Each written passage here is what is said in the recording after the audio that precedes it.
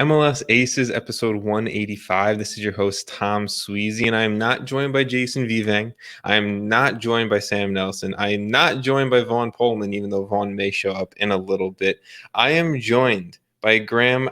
I don't want to mispronounce your last name, so Graham, please give the listeners your full name.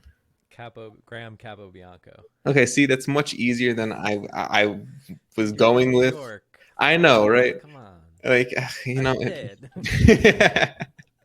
So this is the first time I think we have a Red Bulls fan joining me as a co-host. So not too happy about it, but no, I'm Graham. Thank you for coming on. A very short last minute notice to really get you on here and talk some MLS Week 4 and Week 5. Well, start of Week 5. Dude, it's great to be here. Fan of the show, and yeah, I love all the work that you guys do. So well, you do the work too. So let's give you some credit. Graham is our official, unofficial editor-in-chief, chief editor, whatever you want to call it. So anytime you guys go on MLSAces.com, and make sure you go on MLSAces.com, you check out the blogs that we're posting pretty much, I think, 3-4 days a week at this point. Graham edits all of them. Graham is making sure that all of them look nice, tight, and clean, and everything makes sense. So Graham, I have to give you a thanks on the podcast and on the live stream, obviously, as well. Yeah, I mean, that's I love to write. I do it professionally, so just happy to help. I mean, I'll say the MLSAces, not to plug the plug it or whatever, but it's it's a really cool community, and I'll just say from personal experience, being an MLS fan can be a lonely experience. Especially if you're not like tied in with a supporters group, but MLS Aces is a cool group of passionate MLS fans from all over the country, and it's cool to be a part of. So yeah, we're small. Definitely if you guys want to join the MLS Aces group, the Ace Holes, as I think it's been not cleverly named, then you can go on to the website. You scroll down to the bottom, or you just go on to patreon.com/MLSAces. You guys can support us there. You guys can get into the group chat there. I think it's like $3 a month or $2 a month. I have the lowest one at. If you want, I always appreciate it. But you can also come on, talk to Graham, myself, Sam, Jason, Vaughn, bullshit with us, get some shit talk to you and talk some shit back. And that's pretty much all how it goes in the chat for the most part. But if you guys want to follow a little bit more about us, again, MLSAces.com is the spot to learn more about us, read more about us and everything like that. But you can go on to Instagram. That's one of the social media platforms. We have MLS_Aces, where I'm trying to update everything every day that pops off around MLS and US soccer. And then for more conversational, I guess, talking about MLS Aces and MLS, Twitter at MLS Aces is definitely where I do a lot of my time and kind of my understanding of the MLS world. There's been a lot of, I guess, news kind of popping off around MLS this past week. I wasn't here last week, so I want to give thanks to Jason and Sam for having one of their uncomfortable but very hysterical episodes at the same exact time. They don't really know how to host. They kind of just go into random tangents, and I love it. So if you guys did listen, and stay tuned for that, I can see the numbers on who listened to the podcast. So plenty of people listening to Sam and Jason just ramble for about an hour and 10 minutes. So thank you guys for that, because I know they enjoy it when I'm not around to say yes, no, let's move on to different topics. But thank you guys for listening to that. Thank you to Sam and Jason for that as well. But I missed a lot, right? I was away for a week, relaxing, not really paying attention. I was in a bar in Mexico, and El Trafico was on, so that was pretty cool. But we'll get to El Trafico. Wait. Yeah. Okay, all right. No. We need to. I want to talk about this. So you were in a bar in Mexico. Yes. And an MLS game was on TV. Yeah, so I mean, That's so freaking cool. There was a lot of MLS appearances around my time in Mexico last week. I do want to say, obviously, like, it was super safe. Like, I felt so comfortable. Like, they were cleaning everything. Like, all of that was just unbelievable. I loved it, and plenty of people to thank for that around the resort that I was at. But there's the sports bar in the resort, so like hanging out, whatever. There was some boxing. I'm not a big fan of boxing, but there was some. I forget. There was a big match on. Right. Thank you. Forget the. Alvarez, Canelo That's it. Alvarez, Mexican boxer. That's why it was a big deal. Very famous So Mexican boxer. Yes. Canelo Alvarez fight was on the same night. It was El Trafico. So, I'll just dive into it now of kind of like, I'm sitting there relaxing. I'm having a few mojitos, a few, everything else shots, just having a good time to myself and my friends and my girlfriend and everything like that. And El Trafico pops up on the TV and I'm like, holy shit, let's go. This guy walks in wearing an El Tree Chicharito jersey. He's screaming for the Galaxy. I'm like, this is it. Like, this is prime, what like is happening. Like it's unbelievable. It really was. But here's Vaughn, everybody watching live. Vaughn made it. Vaughn? So Vaughn, guys? I'm just going through my my experience at a bar in Mexico last week watching El Trafico, and people. Well, just to get you up to speed, it was on. Like he didn't get to the bar and tell him to turn it on. Like he got to the bar and El Trafico was on the TV. Look, there was people watching some preliminary boxing fights while I was maybe in the other corner watching El Trafico, but it still happened. So that's all that matters. Oh, okay. So let me rephrase. You were on the like obligatory. If you don't like boxing, you can watch this crap over here. Yeah, pretty much. It was me and the guy wearing the Mexico Chicharito jersey watching El Trafico. It was a great time. But we'll talk more in depth about the actual game. But Mexico last week was fun. Definitely, like I said, a lot of MLS sightings, and I wasn't really expecting it. Like El Trafico being on at a random bar in Mexico, the guy wearing a Chicharito Mexico jersey, I talked a little shit and he gave it right back, and we were cool at the end of it. So I love that. There was one MLS jersey, and I can't think of what jersey it was right now. I think it was like the Rapids. It was like RSL. It was RSL. Random RSL jersey. Just I don't even know the player, right? It was like an old RSL jersey. So I had my moments down there in Mexico where I couldn't escape the where I couldn't escape the fun of MLS down in Mexico. But let's kind of talk about some of the news that's popped off. And Vaughn, I'm glad you're here for this because I know you're big into, we've had an episode where you've been big into designs and logos and everything like that. So we'll get to this. But the Columbus Crew, they are no longer the Columbus Crew, I guess, starting now. I really don't know when the timing becomes official. But if you go on MLSsoccer.com, the logo's updated. So to me, like that's the weirdest part about. I mean, it had to have been from the backlash, and just to say how you could be the Haslams and not be like aware enough that there was going to be backlash is crazy to me. But I thought it was funny that the first thing they post like publicly is like, "We are the crew." And at that point, like everybody in the know was like, yeah, okay. And then they put out all the logos, and it's like, are you? Like, is that your nickname now? How does this? It's similar when we are the crew and like remove it from its most recognizable place in the crest. Yes, and it's similar when Montreal Impact went to CF Montreal and they said we need to make an impact by removing the impact from Montreal or whatever the hell that saying was. Like that was the first mind-blowing step. CF Montreal logo is fire though. I don't know why nobody likes it. I love it.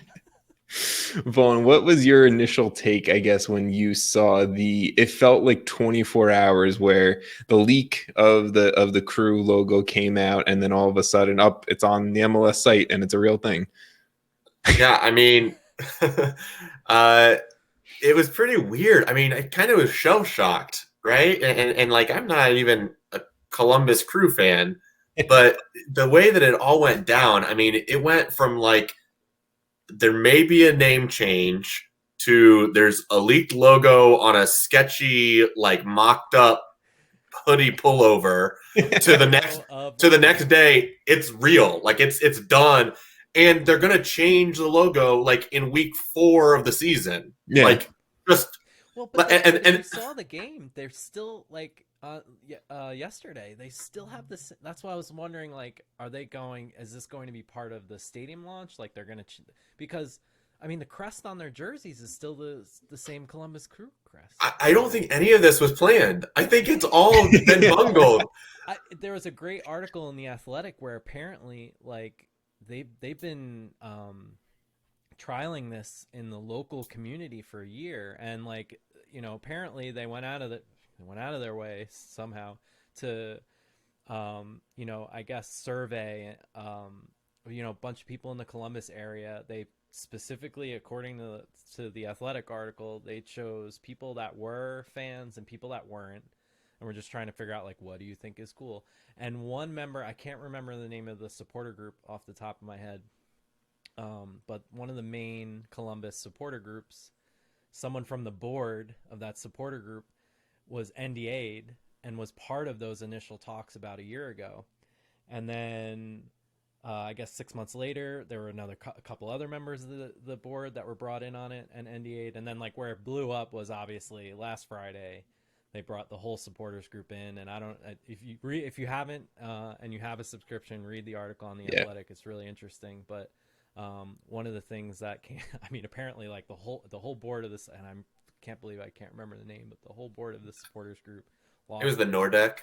Yes, that's it. Thank you. Yeah, the Nordic. One of the guys has the crest, like, tattooed on them. Apparently, like, took his shirt off and was like, "What do I do with this?" It was really contentious. And Vaughn, like you were saying, like, from that, I don't know if it was from that meeting, but, like, all of a sudden that's when, like, the iPhone picture of a computer screen of the logo came out, and it was sorry, Vaughn, I'll let you go. No, I feel bad for the fans that are going through this all over again, right? Like, trying to protect the crew. Save the now, crew? to be fair, I did like the logo, right? Like the roundel that they had before. I'm talking about the old crew logo now. Oh, never mind. I have another point, but go for it.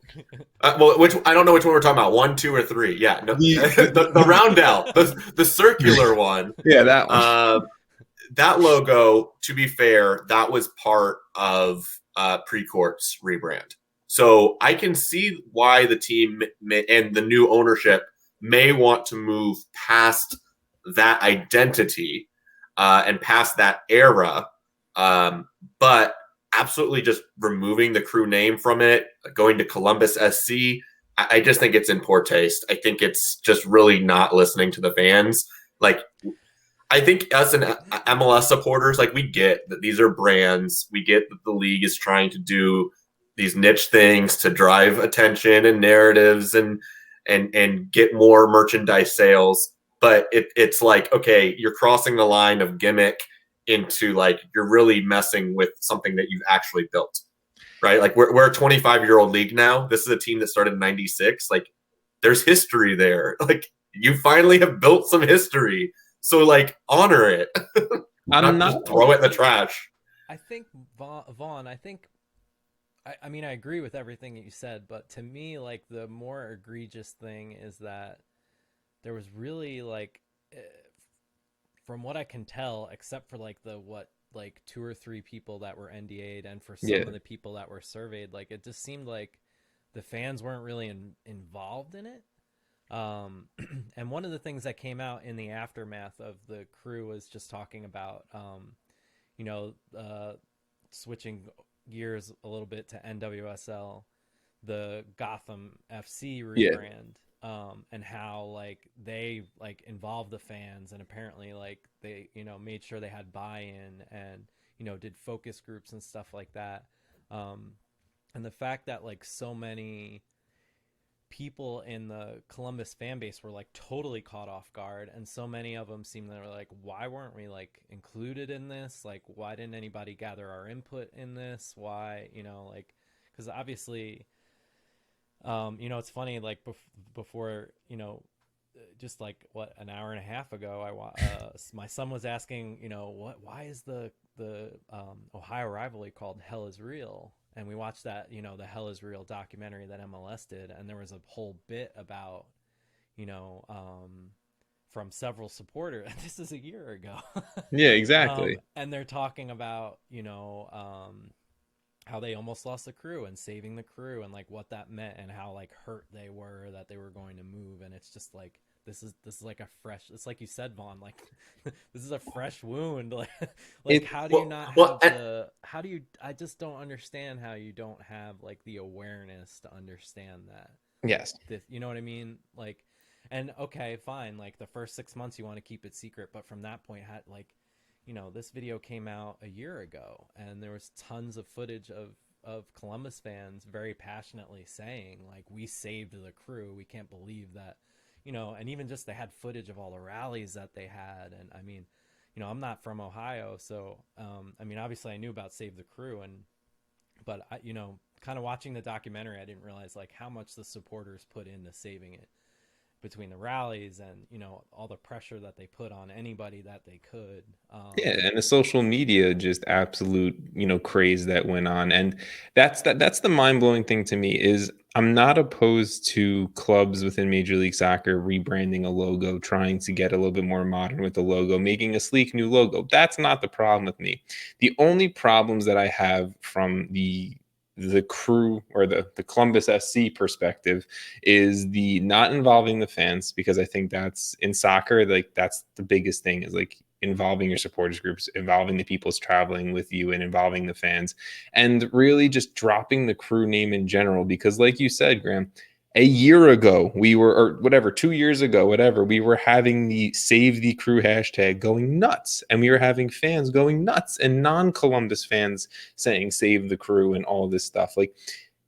Like you said, self-awareness, keep the crew name. If you want to rebrand, involve the fans, and you can do it. And it's not going to have this whole backlash of shit that we've seen with CF Montreal, we've seen with Chicago Fire. And it just seems like it's going to be another mess of a rebrand, of people going back on their word, of people going back, and in a year we're going to redesign it and blah, blah, blah.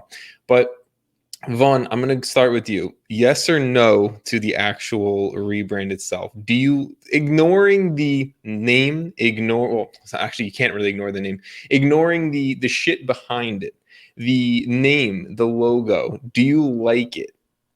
Personally? I don't hate it. I don't think it's the worst logo in the league. I think that and I've seen some other people that are, into design. Having it be just the letter C, like there are things you can do design wise that it opens up, that it's going to be, it definitely is unique. It definitely stands out. It definitely, is quickly identifiable as what it is. Like we all know that C is Columbus now, right? Yeah. So in all those regards, it's fine. It's fine. It's more like if this was the original logo, we would protect that logo. Like we would all be like, "Oh yeah, great. That's a fantastic logo. Congratulations, St. Louis SC, right? Like that looks great."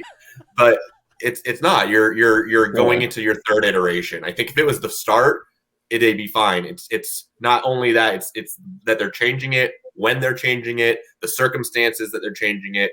But I was going to say, just as a small nugget, I think you can throw all the blame of this whole thing right at Kansas City Wizards and Sporting KC, right? Because I'm dead serious. You're right. Because this all started with the successful rebrand to Sporting Kansas City for a franchise that was trending in the wrong direction, revitalizing a market, and doing that rebrand and launch with a brand new stadium. But that's what they're trying to do right now. They're rebranding Columbus a failing brand. They just won MLS Cup, and they're opening up a brand new stadium. I don't think it was a failing brand. I think it was a shitty attempt at trying to make something their own. When no, I'm saying it opened the door. Like they're saying, okay, you have a new stadium, so this is our opportunity to change our identity, to get fresh signage across the whole place, to do a whole launch where, hey, everyone, look at this exciting new stadium and also this new, fresh, modern logo. And there's merchandise everywhere, and you get to just blast it out. It's a marketing ploy, right? You're getting people that are showing up to the stadium, and people that already had merchandise are rebuying merchandise because because you're trying to like draw them in. So Right. yeah, it's just a money ploy, and that's the sad thing is that you're throwing away that tradition and history. They did the same thing in Montreal. Montreal Impact. You should be protecting that name. That's a name that's existed in Montreal for how many years?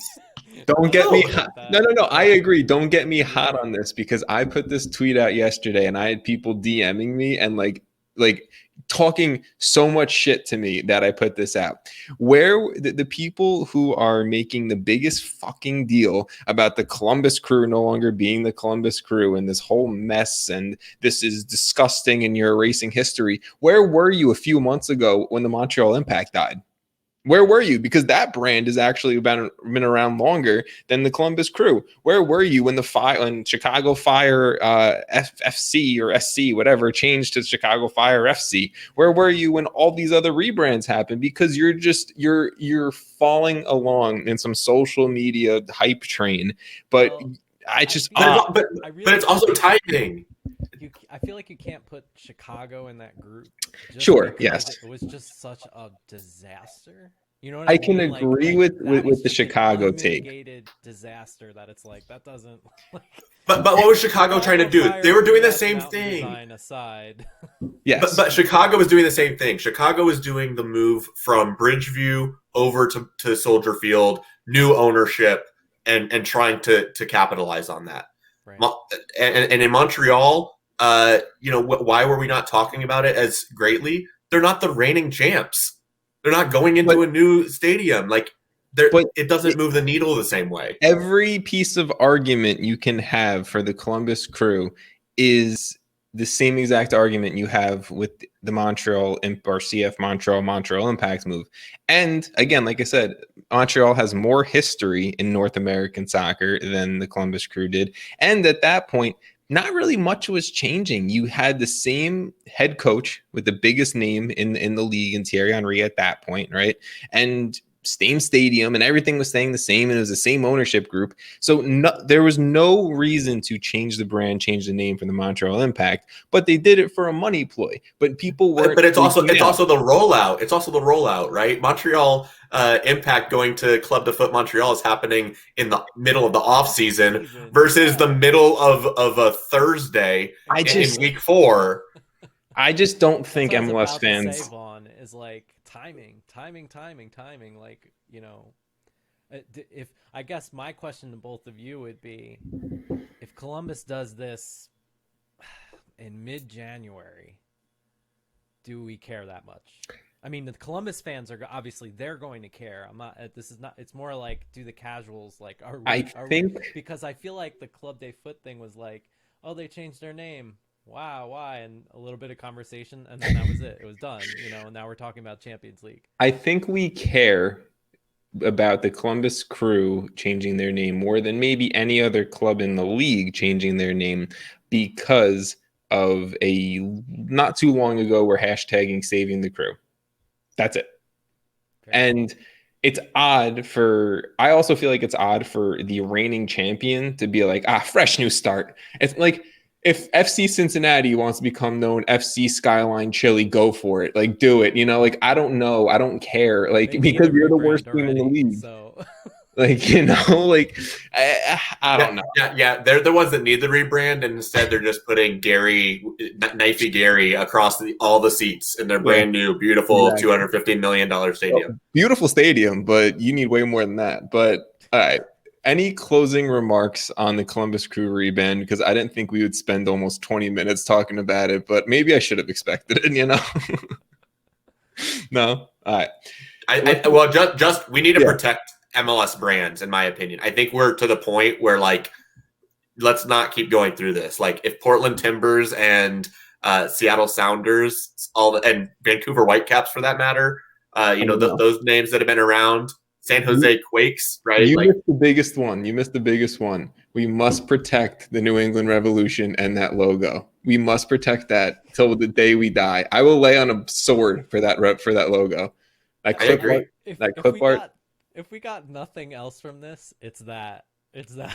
That is the because that in all of the reporting, there was the underlining the very last line of a lot of the articles was and the New England Revolution are the only ones with their original logo. Like it always made its way in there somewhere, and I'm like, man, like you can't like you just change the circle around it. Like thank God that Robert Kraft doesn't care about a soccer team, really. Yeah, we don't have to worry about that. What's the next team to rebrand? RSL. So that's probably true. Ownership change. I mean, to me, like that, I guess, like, well, to segue, like the last thing I'll say on it is like, I kind of understand the one thing I understand about the rebrand from the Haslam's perspective kind of goes back to when they bought it out, because they bought it out. And like, if you look at like what some of the fans were saying, like they bought it out and all the thing that Precourt was doing wrong, like even just down to like what, like the atmosphere in the stadium, like the Haslams were like, we need to make this a better environment. We need to fix what needs to be fixed. They really invested in the club and they really cared about the fan experience. And I think they did care. And I think they still do care. I don't think they don't care. Yeah. And, they saved this franchise and they didn't just like save it and they say, cool, another thing to make money off of. It was like, how do we make it better? And I think that their intentions were good. I really do. And I kind of understand like their perspective of wanting to put their stamp on it because of like what they were able to do. And also like, honestly, Vaughn, like until you said it, I had forgotten that crest, the previous crest was part of the Precourt of a thing. rebrand. And I can understand, like you said, like I can understand wanting to distance myself from that guy. So like, I get it. Like, I think that's one thing for me is that I understood why they were doing it completely, but the lack of fan engagement in that process is just like, the Haslams have gotten so many things so right, and they got that one thing so freaking wrong.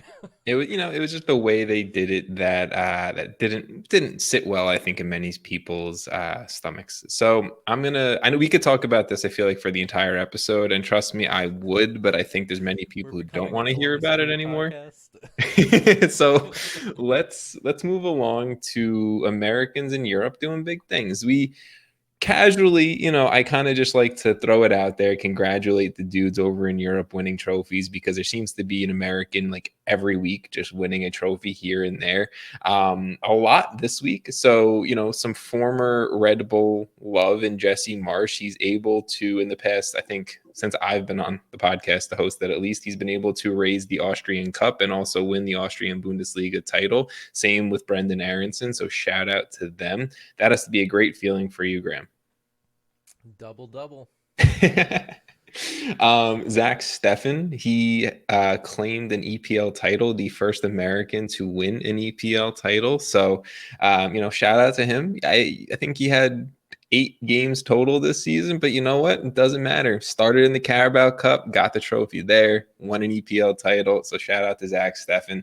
And the last one, Gio Reyna, today as day of recording. So if you're listening to this on the podcast, yesterday, Gio Reyna raised the DFB Pokal for I almost said Borussia Dortmund. Oh, Jesus, my brain's everywhere. But for Borussia Dortmund, he was celebrating with Erling Haaland, singing Adele in the locker room. It's awesome videos. So definitely, like, if you're just you're trying to avoid work on a Friday, go on Twitter, search Gio Reyna, go to the videos, and you'll have a good time for a few minutes. So just shout out to the boys over in Europe. Fawn, it looked like you wanted to say something. Dortmund SC, is that the rebrand that's coming now? They're rebranding with the Borussia Dortmund logo, and they're just like, hey, this is what we're doing. Yeah. All right, let's finish up kind of the news and notes with some player moves, player signings, because there has been a little bit of movement again since I've been last on here to talk. Kenneth Vermeer, he went to FC Cincinnati. Weird move. Don't really want to talk about it too much because Cincinnati just seems to be spending cash in places they don't need to really spend too much cash. But another goalkeeper, go for it. Like, good on you there. A former Red Bull man and a former Orlando City man are meeting up in Toronto with Dwyer and Kamar Lawrence heading up to TFC. That was the news that kind of was odd to me. You guys both actually have personal connections to Dom Dwyer and Kamar Lawrence. So, Vaughn, I'm going to start with you. Dom Dwyer, what does he bring at this point to Toronto? Well, he's moving up to Toronto. He's just staying in Orlando. Oh, true. He's like not even changing addresses. Forgot about that part, I mean, I don't know when he'll see the field. He'd be a great bench option for them. And quite frankly, I've said for a long time, I don't think his style of play is that far off from Josie. And quite frankly, Ayo Akinola is not that far off from Josie. So I think that he'll complement the style of that team well. He's obviously been working hard to try and get onto a team, but does it move the needle? Does it excite? I mean, he's a former 20-goal scorer in MLS. I would love for him to get some of that form back, but am I expecting this to be like a game changer for them? Probably not in the bigger picture, but the Kamar Lawrence move is significant. I mean, that with like Soteldo and everything else that's happening there. PFC, if Pozuelo actually makes it back onto the field, holy moly, TFC is doing some special things. There's still questions in the center of defense, but yeah, these moves and they're all happening right now. I'm pretty jealous of Chris Armas because there's quite a few coaches that would love to have signings like this happening at the start of the year. And Chris Mavinga is back from injury as well. He was one of the key missing pieces for the CCL run. So Mavinga's back. Pozuelo hopefully coming back soon. Graham, you've had familiarity with Kamar Lawrence before. I think Chris Armas was also definitely on the coaching staff, at least when Kamar Lawrence was playing left back for the Red Bulls. I mean, somewhere I would assume maybe at least a year overlap somewhere. But yeah, no, he was. What is Armas getting in Kamar Lawrence heading up north? Or I guess that back down south. Yeah, well, it's hard to say, I mean, at this point, because it seemed like Kamar was really struggling for minutes at Anderlecht, like, and I don't know if it was a stylistic thing, and it's kind of weird because Amir Murillo, who is also Red Bull fullback, and he's doing great, he's flourishing over there, and obviously, speaking of Armas, I mean, Murillo and Armas had a pretty public feud. Yep. So, I guess I could explain, Murillo's form over here, but it's, Kamar Lawrence, for him to go over to Anderlecht, it's what he wanted. It's a move to Europe. And for him to be struggling for minutes, the Red Bulls fan base is all like, oh, I can't believe it. And oh, I can't believe we let him go and all this stuff. And for me, I'm just like, well, what are they getting? And he's not a starter for Anderlecht anymore. I don't know that he's been that great over there. And the other thing too is that, I mean, granted he left once Armas took over, but I think Armas's style or whatever it is that he does, it's not as focused and organized as Jesse Marsch or Gerhard Struber. So, I mean, obviously there was no feud there. There was nothing going on there, but how does Kamar Lawrence, is he going to be as frustrated as he was when he was at Red Bull? I think, to that point, I mean, the big issue with Red Bull is they didn't want to pay him, and they had just paid Aaron Long. They had just paid, they just paid a lot of people. And he was like, cool, do I get money too? And they were like, no. He was pissed and he left, and I don't blame him. Yeah. But I don't know. I think, there's a lot of people that are really high on this, but, Kamar Lawrence was, a Defender of the Year candidate how many years ago now? And, he hasn't really had, like, the same run of form. So, I don't know. As far as what they're going to get up there and how Armas is going to use him in his system, I think it kind of remains to be seen. Mm-hmm. And I like Kamar. I loved Kamar when he was on the Red Bulls. I'm a fan of him, but I think he might be getting overhyped, but we'll see. I was a fan of Kamar Lawrence. I think for a league where we're not really known for our fullbacks, right? Kamar Lawrence was definitely a standout left back within Major League Soccer for years, right? I think he was only best 11 once, which is also mind blowing that fullbacks don't get the best 11 love. But best 11 quality, defender of the year quality, obviously a stud for the Jamaican national team. And, things have calmed down with the Jamaican FA and the players. So he's back in, Jamaican national team camps and everything like that. So that's sick to see. I just kind of hope he brings some of that form back with him to MLS and to Toronto. And Kamar Lawrence and Richie Larea could be a sick fullback combination. That is something that I think many fans of not even TFC want to see just dominate, and throw Chris Mavinga in the middle. Sure, you got Omar next to him, but who really cares? Because 3 of those 4 dudes are ballers right now. I don't know. That left side of the field, just later in this year, that left side of the field is going to be just burning MLS defenses. With Kamar Lawrence and Soteldo sitting over there, good luck. Good luck. Yeah. They're going to be burning people up. But I mean, Chris Armas could mess up a dunk on a 2-foot, Chris Armas basketball rim. So I just feel like, he's got a he's got a Ferrari and he doesn't know how to drive it. I think that's my biggest concern with Toronto. Now, granted, they did win yesterday. And they didn't look bad, but it's still like it was interesting. Well, we'll get it when we talk about the games. I'll talk a little bit more about Chris Armas's style, but yeah, I mean, that's the biggest thing is talking about FC Cincinnati and salaries. Having a stacked roster doesn't mean wins. Very good transition there, sir. Very good transition. You're new to the podcast game, but I like that. So FC Cincinnati, it got announced today, the salaries for players for the 2021 or heading into the 2021 season, right? And I think this was a tweet from Stephen Goff. When he tweeted it, I had to share this because it was insane that FC Cincinnati leads the league in players where their salaries over $1 million, with 6 players over $1 million. Now you can go and find it. Pretty much it's a lot of players who just haven't produced. Looking at you, Jurgen Locadia, and whether it's your fault or not, you still haven't produced. But they just keep on adding very high salaried players. Again, the Kenneth Vermeer shout, I think LAFC was paying him $900,000 or something like that. They were paying him a lot of money. So when his salary comes onto their books, that's going to be another large salary that Cincinnati's paying. Whether it's going to be that much or not, still going to pay it. And the addition of Jeff Cameron today. Jeff Cameron, whether you like him or you don't like him, I know many people don't like him. Jeff Cameron is in Major League Soccer. Again, he is on Cincinnati's back line, and we'll see how a 35-year-old Jeff Cameron can help out a very poor defense. Any Cameron takes, Cincinnati takes, guys? Not worth it.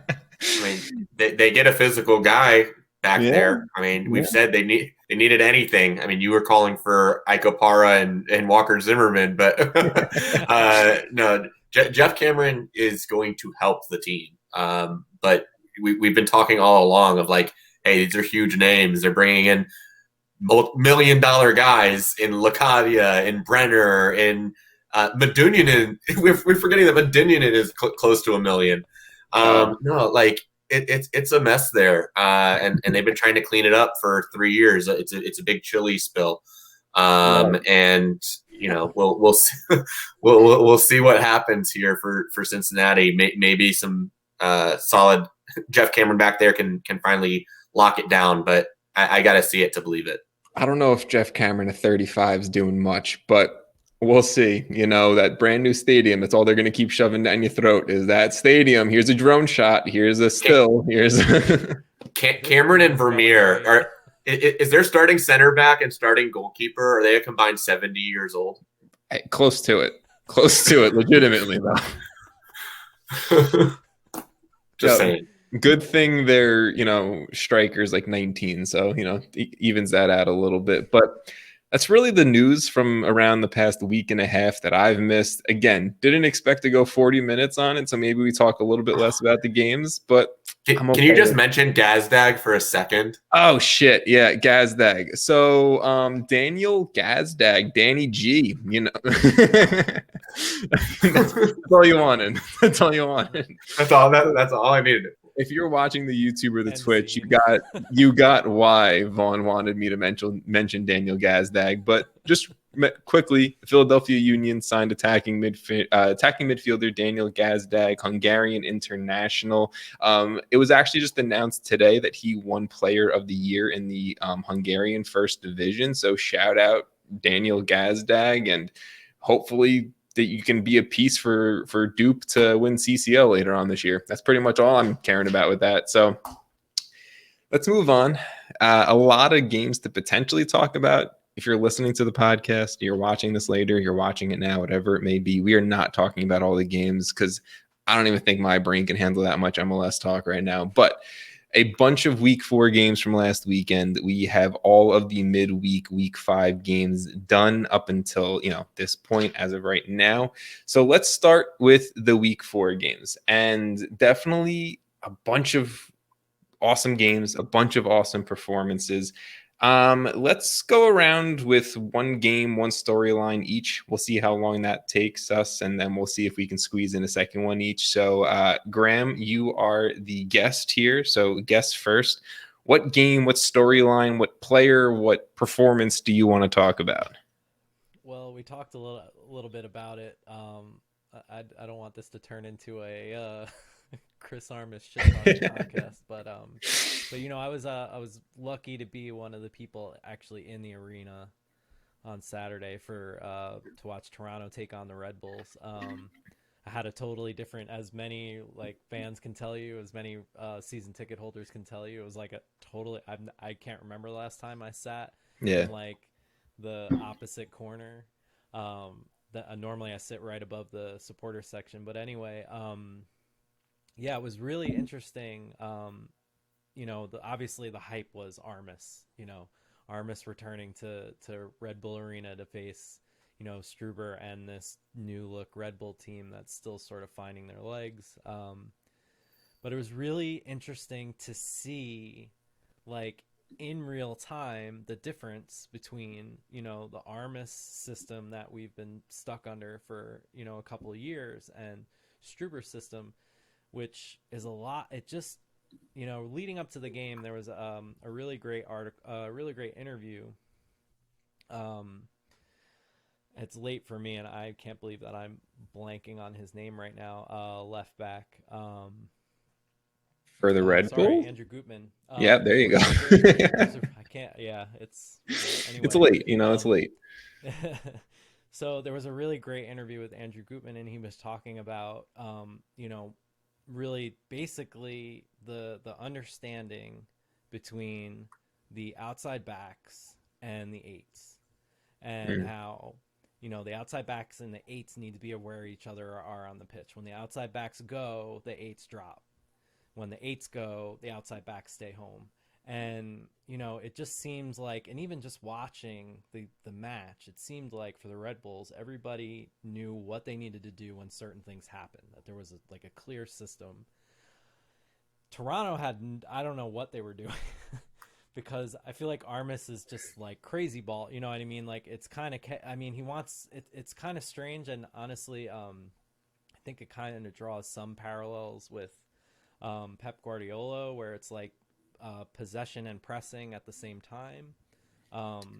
But it's not, I just feel like it's not very focused. It didn't seem like Toronto had a lot of ideas. And I mean, they did get into the final third a few times, but it was just so easy for the Red Bulls to cut it out. And, the flow of the game got to the point where the Red Bulls were just chaining passes through all of Toronto's lines. And, it should have been probably 4-0 rather than 2-0. There were a lot of missed chances, but yeah, I mean, the storyline in this game, even just fandom aside, is that the Red Bulls are starting to click, and faster than I think anybody anticipated. Amaya, obviously, like Fabio, Clark, Amaya, 3 young, hungry guys that seem to be pretty selfless, and they just want to win. They're just winners. They just want to win. And even just Caceres Jr., I mean, I've kind of been down on him, and I thought, oh, he needs to be on a different team. Like, he needs to be on a possession-based team. But I mean, Caceres was, it seems like Struber's found a way to use him the right way. he's not as all over the field, but at the same time, like, he's impactful. Kyle Duncan is making, I don't even need to talk about Gutman because he's been amazing. Yeah. But it just seems like Sean Davis at the 6, I mean, he was great. And, leads the league in tackles won. It speaks for itself. So it's crazy what a year it's been. For the Red Bulls, you go back to last year. I mean, a roster moves aside, it just seemed like Sean Davis didn't look good. Christian Caceres didn't look good. Caden Clark was scoring very strange goals, and it was great, but it was just sort of like fluky. You know what I mean? If like, he didn't score, it wasn't a result. Caden, Yeah.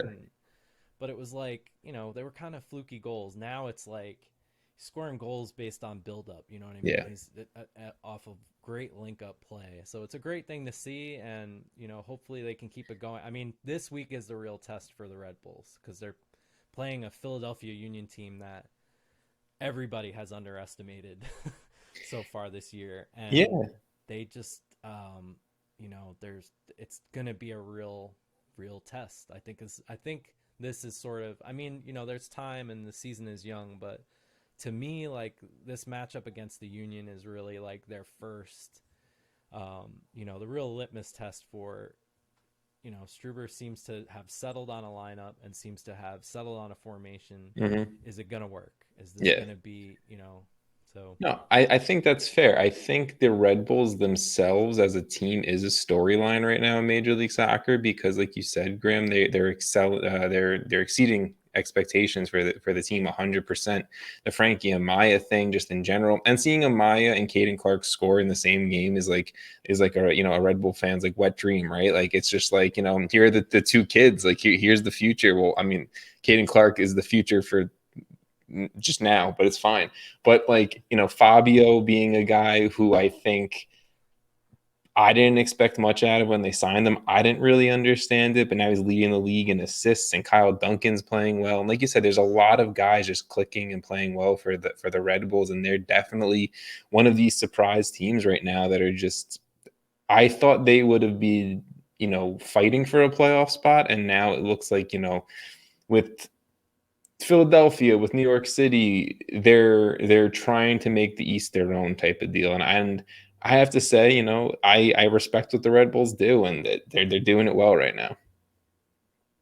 Vaughn, you have any Red Bull takes, or do you want to get into your Week 4 moment? Yeah, I'll touch on Red Bulls for a second. First, one quick anecdote of Andrew Gutman, because he got to start post college in Charlotte with the Independents, and my one story with Gutman was watching El Clasico. He's sitting at the bar. I don't know if he's even 21 yet.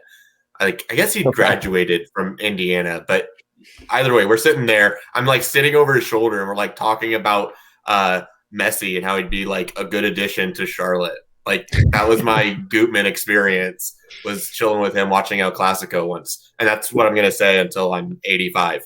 Story time on MLSAces Podcast tonight. Damn. I know, yeah, but no, for the Red Bulls, I want to see them win and score in more ways. My concern for them is when they're playing this style in July and August, right? Like, right now, Fabio's not scoring. He's dangerous. He's a threat. He's active. But he's but that's what I'm like looking forward to, is like, I don't think Caden Clark is a 15 goal scorer in reality. Like you said, is his scoring ability sustainable? Well, we need to see him not only hit bangers, he needs to do it a few other ways too, right? Like, I don't see a lot of high quality scoring chances consistently. Like, I don't see standard patterns of play yet from the Red Bulls. So that's maybe my concern for them is, okay, who if they're doing it by committee, do they have 3 or 4 guys that are really 10 to 12 goals a year there? I don't know that yet. And I think Extra Time does this well, and I love Extra Time. If you guys don't listen, if you're listening to this, you know what the Extra Time podcast is, fuck it. But if you don't listen to Extra Time, they do. I think David Goss does a really good job in pointing out match winners on teams. If you're going to win MLS Cup, you need a match winner. Columbus Crew did it last year. Zelarayan is a match winner. We need to see later. Point, yes. Sorry, I don't mean to interrupt you. No, you're good. But it's relevant because as a Red Bull fan that has been through excruciating playoff losses, that was kind of always the thought, is that we don't have anybody that can win us those matches in crunch time, in the playoffs where we need that goal. You know what I mean? And you're both right. I mean, you're both right. And that's always been an issue with the Rebels. Well, and it's a difference from like Bradley Wright Phillips being your guy up top to now like Fabio and Brian White and Tom Barlow, right? Like, but it's a really big difference.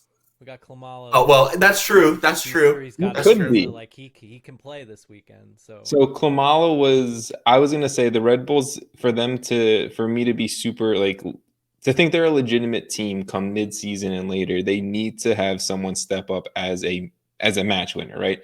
Klamalo could be that guy, young DP. I'm excited to see him on the field just as a fan of the game and just see if he can just be this guy coming into the league just banging goals, right?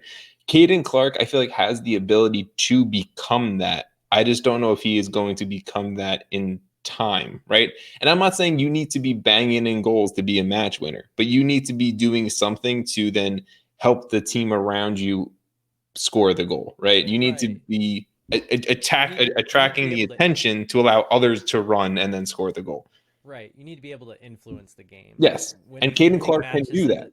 Winning matches isn't necessarily always scoring goals. It's influencing the game. It's creating that, it's starting the attack. It's, starting the chain of passes, or, setting up key passes that turn into assists.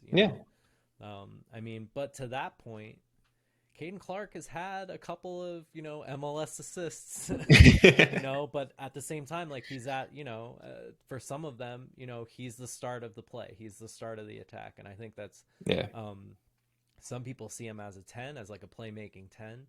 I don't know that I see him there, but at the same time, like, he's showing that he can do that in a pinch. Mm-hmm. But to me, like, to Vaughn's point, I think it's one of those things like, yeah, things are starting to click right now. But what happens when the going gets tough? What happens when, because the other thing to keep in mind is this summer is going to be kind of a mess when it comes to international duty. Players, especially for the U.S. men's national team. You gotta consider you're going to lose Aaron Long. You know that. You could lose Kyle Duncan. You could lose at some Frankie point. Maya. I mean, the Red Bulls could. It's almost like they're kind of screwed if they start doing well. They have a lot of young Americans on their team that are great. And if some U.S. men's national team players get injured, they have several players on the Red Bulls that have youth national team or men's national team caps already, so they're already kind of in the system. Yeah. And like Vaughn said, I mean, Vaughn, you're spot on. I mean, what happens come July when teams are starting to get depleted and it's hot? when you're having to play 3 games in 8 days, the Red Bull style isn't gonna work. Exactly. Well, And I don't know that I agree with that, but it's not the style of play.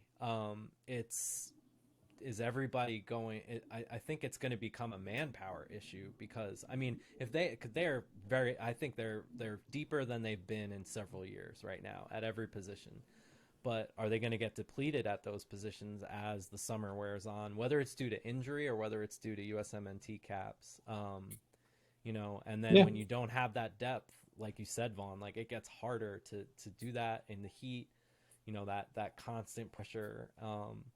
And yeah, I mean, it's going to be interesting to see what happens. I'm as a Red Bull fan, I'm cautiously optimistic, but just waiting for my hopes and dreams to be crushed.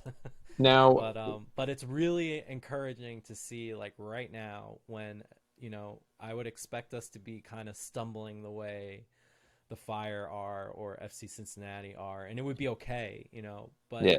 at the same time, like, I think at this point, I don't know this for sure, but I remember we hardly scored any goals through the first like 3 months of the season, and I wouldn't be surprised if we've scored as many goals now through like the first 4 games as we did in the first like 8 to 12 weeks of the season last year. So we're scoring goals. And it's not just, I mean, the game in LA was great. I mean, yeah, we lost, but we were still finding ways to score goals, and that was not happening last year. So, and we've scored a lot of goals this season for the Red Bulls, for a post WP, post BWP Red Bulls. We're scoring a lot of goals, and that's encouraging. But, like Vaughn said, can we keep it going? Who knows? And look, trust me, I'm enjoying what the Red Bulls are doing. And again, this has been a very heavy Red Bull crew episode. I'm okay with it, but let's spread the love. Vaughn, your week 2 performance, player, storyline, game that you wanna touch on. Or sorry, week 4, not week 2. Week 4, yeah. I'm gonna go for a little bit of an off the mainstream pick. I did Vancouver the other time. This I know, right? I'm gonna go with Minnesota here, because we're seeing already a very mercurial side with that the season's slipping away on them. And if not for their result last night, we could be already putting a nail in a coffin early on in this year. Yeah. Minnesota right now is through 5 games. They're sitting on 3 points, and I think they're fortunate to be there. The past 4 or 5 days have been pretty wild for them. Going up early against Colorado, and then ultimately throwing the result away, and ultimately losing 3 unanswered, 3-2 loss to a Colorado side that doesn't look like they're firing on all cylinders. And then Minnesota gets their home game against Vancouver and just squeak by. So the question is, can the new guys step in quickly enough? Can Wanchope find the net more often? And can they kind of get this thing turned around? Because Minnesota is going to have to play at a pretty impressive clip through the remaining 29 games to dig themselves out of the hole that they've already put themselves in. Absolutely more than enough time to do it. I mean, they're 4 points out of a playoff spot right now, but the point being is this is not what we were expecting from Minnesota. There was no heat on this team. This is a team that was literal minutes away from MLS Cup. Mm-hmm. This was a team that has been building upon so much, mm-hmm. and now we're 4 weeks in, and people are talking about, is Adrian Heath on the hot seat? That's pretty wild to me. Is they haven't made that many changes. That's what blows my mind about Minnesota, is that their roster hasn't really changed that much. But they have the same coach. They have the same like Vaughn. In your opinion, what is going wrong? I mean, I think that they were operating on some pretty slim margins to begin with, right? They had a run at the end of the year, but hot boy got hot, right? Yeah. Kevin Molino had to hit a really impressive string of games. Reynoso was playing out of his mind. That was unsustainable to be getting 8 assists in 4 games. Yeah, that we're talking MVP level, and we're not getting that from Reynoso. So between that, you then have new guys being brought into the attack. There was the concern of who's going to be the starting forward. Well, now they've got 2 options in Ramon Abila and in who we haven't even seen yet, right? Yeah. So okay, what's this team going to do, and can they settle into that quickly enough? Reynoso, I mean, one week he's you can see it in fantasy. He'll get 2 points in fantasy, and then the next week he goes off in a loss, right? But Reynoso, they need more from Reynoso. He needs to connect play. He needs to be the guy that is the game changer, right? We were talking about for Red Bulls. Can they do it a few different ways? If all that they're doing is feeding the ball to Reynoso and hoping that Ramon Abila kicks it into high gear, I'm sorry, but teams are going to be able to cut off one of those links. It's no different than when they were able to cut Kaku out for stretches for Red Bulls, right? The point being is for Minnesota, the problem is they need to become multi-dimensional and they need to do it quickly.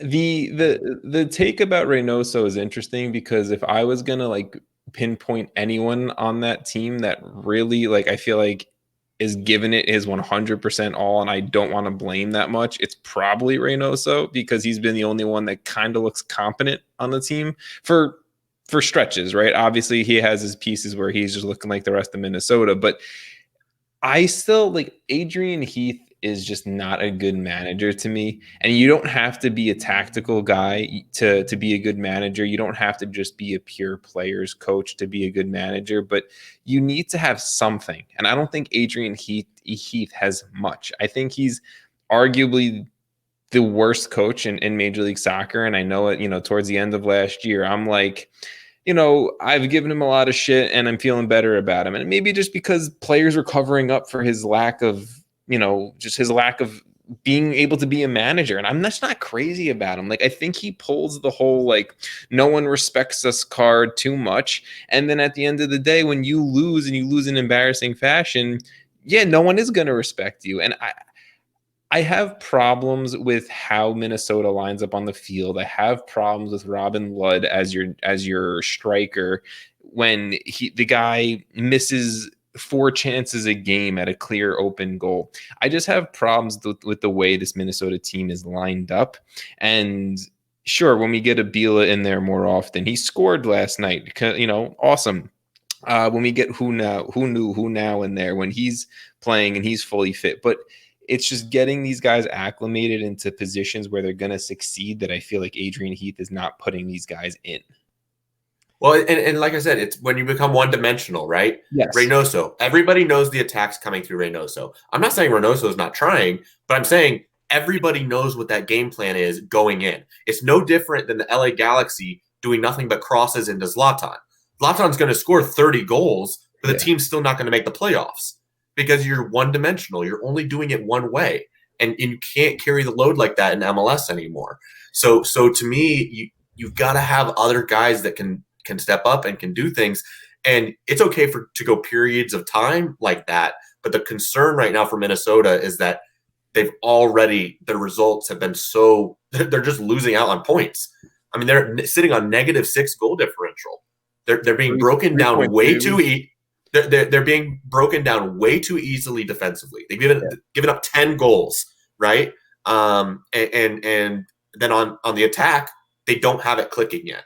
So that's the concern. They've just got to find a way to make something else happen, and it can't be through Reynoso. Somebody else has to lift the weight, whether that's Ethan Finley finally getting on the ball and getting the assists in, if it's shifting Reynoso out wide at times and letting somebody else drift inside.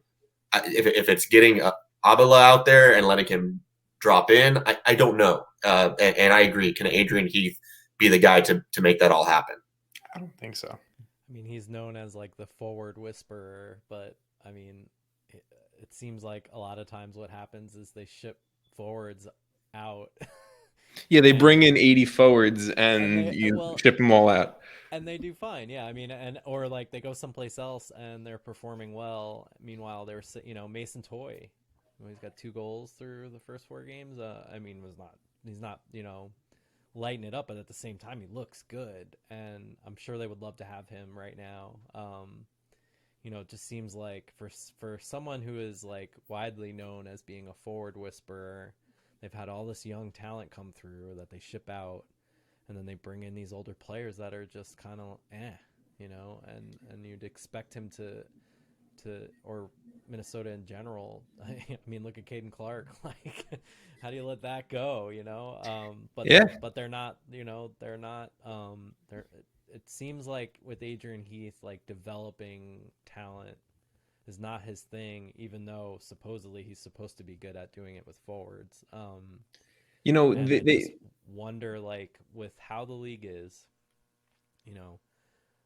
and even like, I mean, come on, even the Galaxy are starting to get smart and realize, like, no, like we can't just throw, aging stars out there anymore and expect to win. You can't just go out and buy Zlatan. You can't just go out and buy Chicharito and expect to win, because the league is too young. Chicharito and guys like Chicharito and Zlatan can't keep up with this league.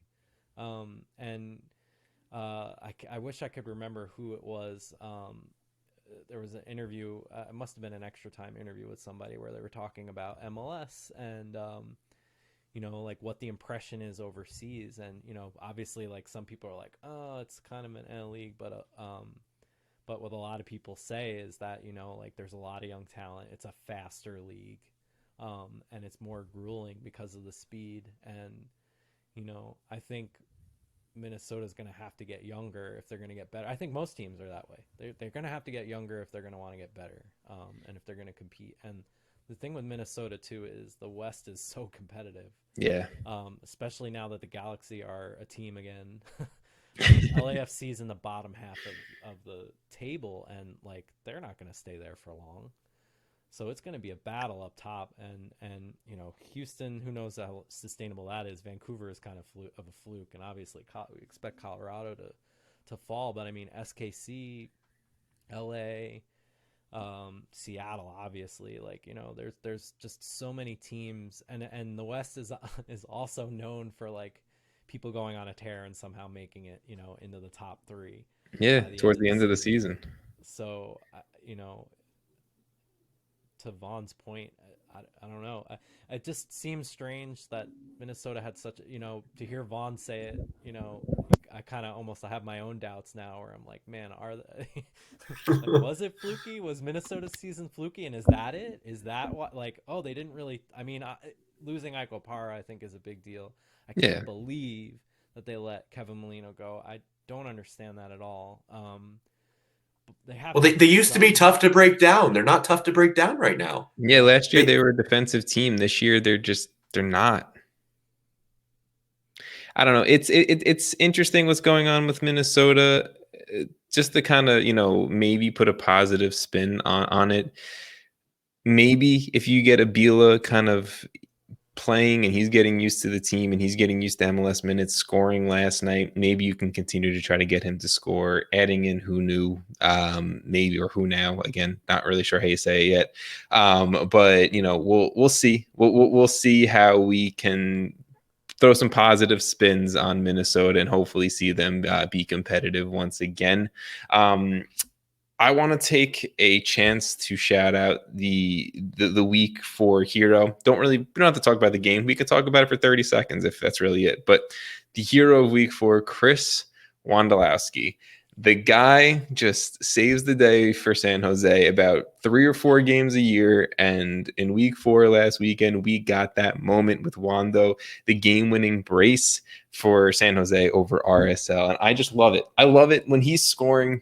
He's happy, the league's happy, and he is I think, again, I hate when I give the same source credit every single time, but extra time, I think they called him the GOAT of Major League Soccer. He just might be at this point.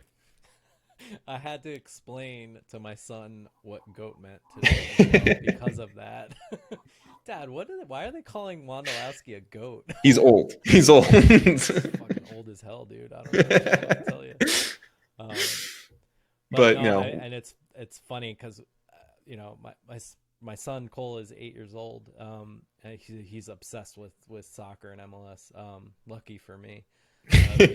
Means I get more soccer time out of my wife. But he said, is he the greatest of all time?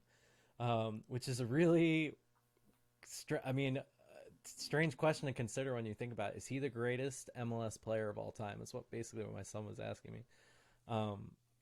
Sorry, but no. Well, it's a weird question because, like, is he the greatest, like, MLS player of all time? Like, MLS play, not like player that made his name someplace else and then came to MLS and was, you know what I mean? But like, yeah. Even just like, considering Chris's story and how like he couldn't even break into the first team when he was like, just below his prime, and for him to have the career that he's had later on, basically just because of like persistence and perseverance, I think is incredible. And like, I hope that, in years to come, like he's one of those legends that's remembered just because of that, because it was kind of an MLSE story. I mean, a scrappy guy who's, kind of like a sneaky, undersized, striker, but at the same time, he's always in the right place at the right time, and he knows what runs he has to make, and he just doesn't stop scoring. No.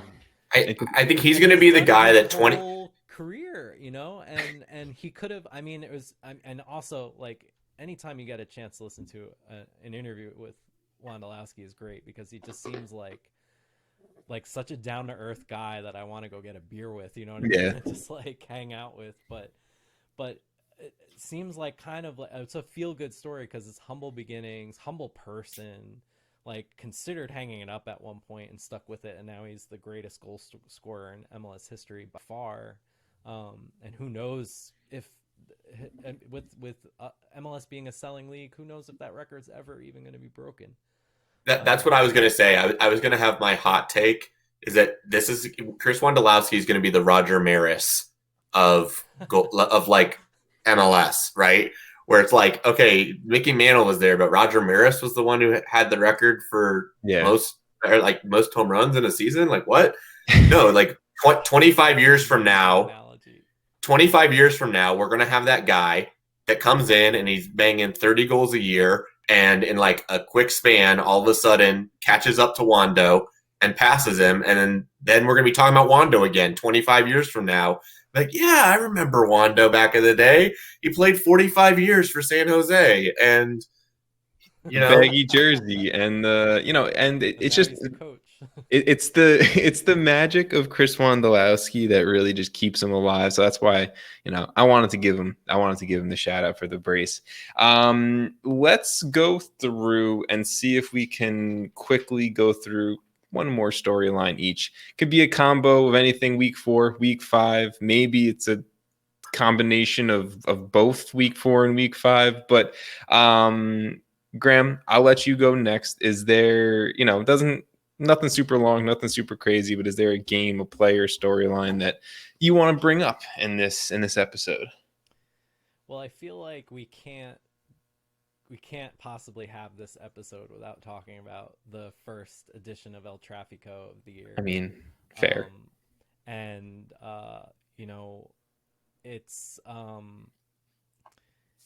it's interesting to see what's going on at LAFC. It's kind of disappointing in a way. I'm not like, I don't have a dog in the hunt. I'm not a LA fan. But there's something about LAFC, and I don't know if it was, the ESPN documentary or Bob Bradley or, John Thorrington. I don't know what it is about LAFC, but there's something about the organization that draws you in, and kind of makes you root for him. Or even Will Farrell. I can't believe I brought them up without bringing him up. There's just something about LAFC that makes you want to root for them. And I mean, there's all kinds of rumors swirling about Carlos Vela. Anything from like he's injured to he doesn't want to play on the team anymore. Who even knows what's going on with him at this point? I don't think anyone really does other than Carlos Vela. But it seems like the Galaxy are back, and this was their first real test, in my opinion, because not that they had a winning record against LAFC going into it, but to me it was like, okay, yeah, they beat, they've played extremely well, and Chicharito has been hot, but can they handle a pressure game? Like, can they handle this high pressure game right now in the season? And obviously they could. I think LAFC, obviously they were up for it, but still kind of undermanned, still just, they were playing desperate, and I just think LAFC is not a team that plays well desperate, and I think they've shown that in the playoffs, like, especially against Seattle, that famous 3-1 loss. I mean, they're just not a team that can play desperate. Like, they're a team that, like, they obviously possession is important, but also, I think just playing sort of level-headed is important. They're not the kind of team, especially, especially without a tall striker, they're not a team where you can just lob it over the top and expect, goals to get banged in. So, but at the same time, I think it's good that the Galaxy are back. I think Greg Vanney has really revitalized the team. I think they're taking another step towards starting to incorporate younger players. It was El Trafico. It was good. It was a close game, only 2-1. It was El Trafico. Everybody was up for it. You could feel that energy, but you can't help but feel, even though they already had a winning record against them, you just feel like the needle is starting to lean back towards the Galaxy now. And I think the biggest thing, obviously, and it's going to steal headlines until there's some sort of definitive answer. But what is going on with Carlos Vela? Is he it was great to see Rossi back. But without Carlos, I wonder if LAFC is able to crawl their way back up from, the bottom rungs of the Western Conference right now. Yeah, LAFC is clearly not the same team without Carlos Vela. Even with an Atuesta, a Rossi, whoever else you want to throw in there, right? They're not the same team without Carlos Vela running around and just being when he is playing, the best player in the league by far. And it will be interesting to see what happens. Obviously, Graham, like you said, there's a lot of speculation about things that have been said, things that he wants, things that the club want, whatever it may be, right? I think we'll get answers to that sooner rather than later. Hopefully we can just see Carlos back on the field and just balling out because, at least for me, I got to experience El Trafico a completely different way. I got to experience 2 Mexicans scoring while in Mexico and the guys behind the bar going nuts. And it was just it was the best El Trafico I've ever watched, just mainly purely with the people around me, right? So sick game. Chicharito scores again. Jonathan Dos Santos with the saving goal to win the game for the Galaxy. Julian Araujo looked unbelievable in this one, playing it right back. I think he had I want to say it was 11 tackles in this game, just doing everything he possibly could. Derek Williams had the weird slide tackle assist thing that happened. Like you said, the Galaxy, they're looking good again. And I don't know if this was their test game. I think the Sounders 2 weeks ago might have been more of their test game that they blew, but this is a nice piece, right? They're always up to play LAFC, which is why El Trafico is special, and why El Trafico is always a fun one to watch. So I enjoyed this one, and I think the Galaxy are definitely pushing in that right direction over LAFC right now. Vaughn, I feel like I cut you off. I'm sorry. Nope. All right, cool. Then Vaughn, I'm going to go to you. Do you have any last final storyline between week 4 and half of week 5 you want to talk about? Seattle. Yes. Right. They are unreal right now. Nobody expected this. They're we are this deep in, and we haven't talked about Portland-Seattle rivalry matchup. And they go in to Portland, take care of business. Yes, it depleted Portland, but they get the result. They get the win. It was a pretty resounding win. And Seattle, where we were talking about being multidimensional. 1 week it's Rui Diaz, the next it's Cristian Roldan, and they just have a lot of different guys that are getting in the mix and doing things. Brad Smith's been fantastic to start the year, and they're doing this without Morris, of course, and without Ladero. There is something in the water in Seattle, and I was wrong about them. I'll say it right now that I didn't expect for them to be able to come out of the gates like this. And if this is how they are at the start of the season, and as they pick up momentum throughout the year, as much as I hate Seattle, we're going to be talking a lot about them. To be fair, Vaughn, they have a history of just starting terrible and somehow maybe it's flipped their way back in. Oh, yeah. Well, they did lose Stefan Fry. It looks like they're going to be without Stefan Fry for a while. But they have Alex Roldan, so don't worry. Yeah, so don't worry. Yeah. No, Seattle's unbelievable. Like, you want to talk about, I mean, I want to talk about Adrian Heath being a shitty head coach. Brian Schmetzer just, he does it with nothing. And it's unbelievable how he rotates guys, rotates players, gets the best out of guys who, you know, I feel like maybe coming up in other clubs wouldn't be the same type of player. Vaughn, like you said, 1 week it's Rui Diaz, 1 week it's Roldan, 1 week it's Joao Paulo, and you're doing it without Ladero, who's been arguably the best player in this league the past 3-4 seasons since he's arrived. You know, it's unbelievable. Like you said, they beat the Timbers over the weekend, and they come out during a midweek week 5 game, secure a road win over San Jose, even losing Stefan Fry, which I really hope we get to see Stefan Fry back healthy soon, because great dude, fantastic goalkeeper. And a guy like Alex Roldan, we always love to see it. We love seeing a field player in net comes up and he makes 3 saves. Like, not that they're like full stretch MLS Cup saving saves, awkward but saves you've ever seen anybody make in their lives. But a save's a save.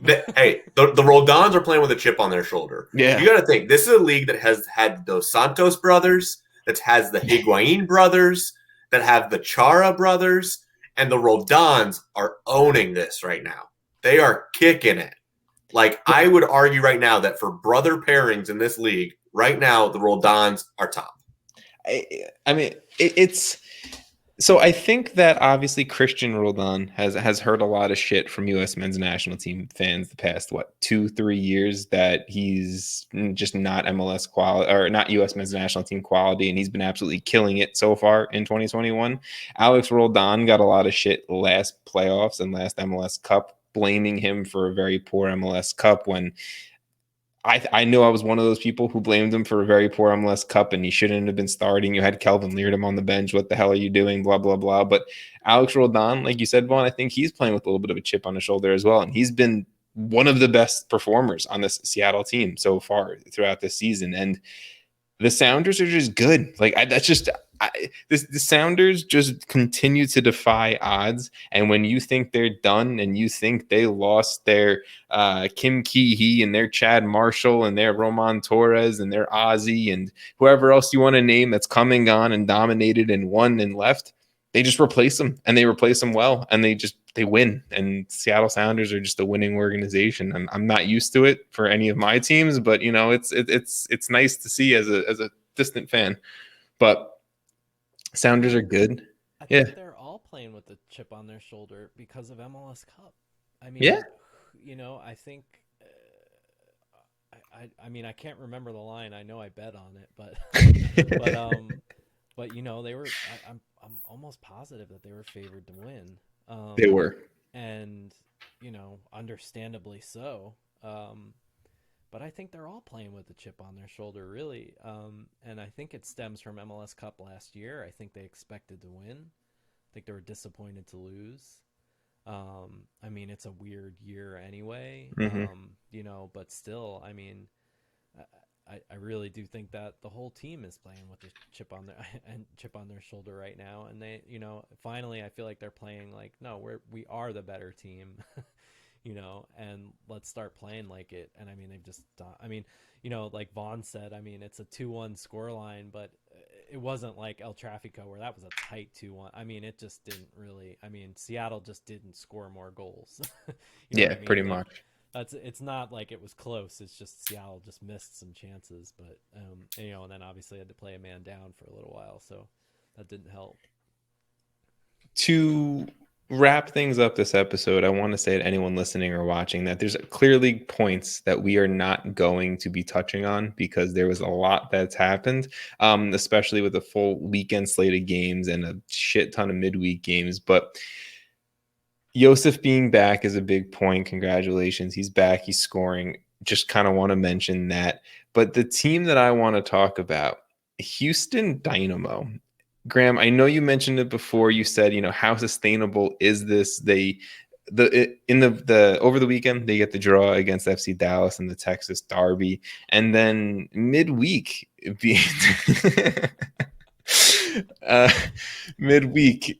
beat SKC 1-0, and it's not like these results are fancy. These results are hard fought. The Houston Dynamo, They might be the least sexy team in Major League Soccer. They have no star-studded big-name DP.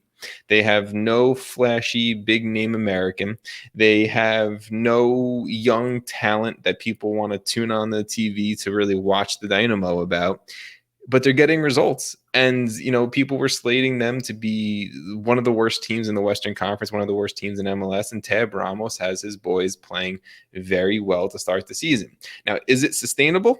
I don't know. But is it fun to watch right now? Hell yeah. Especially when Tim Parker, Long Island dude, I will always shout out the Long Islanders, has Alan Pulido in his pocket all night last night, Vaughn. All night. Nah, I think Derek Jones had a really good game, and Sporting Kansas City didn't look so hot. No. I think that game was way more about because Houston didn't dominate that game in my opinion. Sporting had their chances on goal. Sporting just didn't convert their chances. Whereas Derek Jones made one good run on Gadi Kinda, who had no shot there. Gadi Kinda was left out to dry.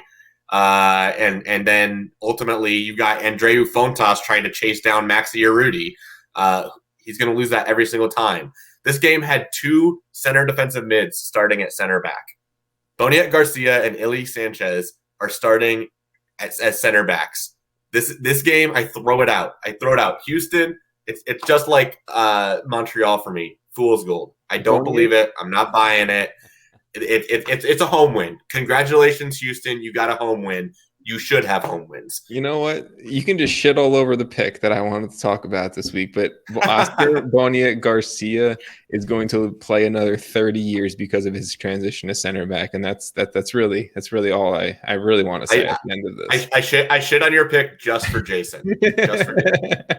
Jason, I'm doing it for you, man. Thank you. Jason's not here to absolutely just hate on everything that I had to say, so I'm okay with it.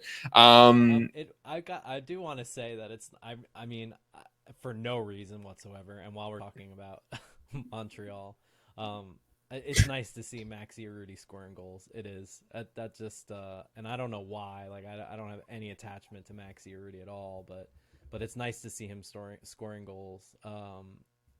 I've always been a fan of him, and I feel like he never really got the chance in the spotlight that he deserves, and it's nice to and it's even nice seeing Fafa Picault get some play. I mean, he managed to score a goal over the weekend. It's just nice to see. I mean, it really is kind of like a band of misfits over there at Houston. I mean, it works though. Cool. I mean, like talking about storylines, like that's to me, like that's a cool. It's a weird, scrappy. Like they don't outright dominate teams, but they just find ways to win in bizarre ways, and it's reminiscent of RSL. I mean, sometimes RSL is kind of like that too. Like it's just like these they just have people that can find ways to win. You could pluck those guys and put them on teams that need people that it's funny though, because with RSL, it's like you can name like Justin Glad, Aaron Herrera, you can name Rubio Rubin, Bobby Wood, right? You can name guys, even if they're not good, you can name dudes that you're like, like this is going to be fun to watch, or I remember that name, or I want to see that dude play. Houston, you have Memo Rodriguez, you have Fafa Picault, you have Maxi Urruti, Tim Parker. You just don't have that. And I know their biggest move has been Joe Corona and Tim Parker. And Joe Corona has been very good. I want to give Joe Corona the credit because Joe Corona has been very good. So has Tim Parker. And I know that they're rumored. Maybe it was a long shot rumor, but Yuli Lainez. Right, not Linez, right? That's his last name. I'm going crazy at this point. It's almost midnight. Right. Yuli Lainez being rumored to Houston and playing under Tab Ramos club-wise. If they get him, I'm going full orange. I'm holding it down. Whatever the finger thing is, I'm going for it. Like, let's go. All right. On that note, it's almost midnight here on the East Coast. If you guys watch this live, thank you for watching. Vaughn, thank you for hopping in midstream. You guys can go follow Vaughn on Twitter at VI Pullman. Graham, I'm not even going to try to pronounce how to say your Twitter handle, so you go for it, bro. Gramalog, of course. No. Actually, try to pronounce it. Yeah. What were you gonna say? I was gonna go Grandma Lug. Yeah, so it's fine. I was there. That's the French spelling. Okay. If you guys again want to follow more about MLS Aces, head over to MLSAces.com where Graham is editing every single blog that comes through. So definitely give Graham his follow, his love, his shout out. At MLS Aces on Twitter, MLS_Aces on Instagram. Once again, that is it. Peace. Episode 185. We're done.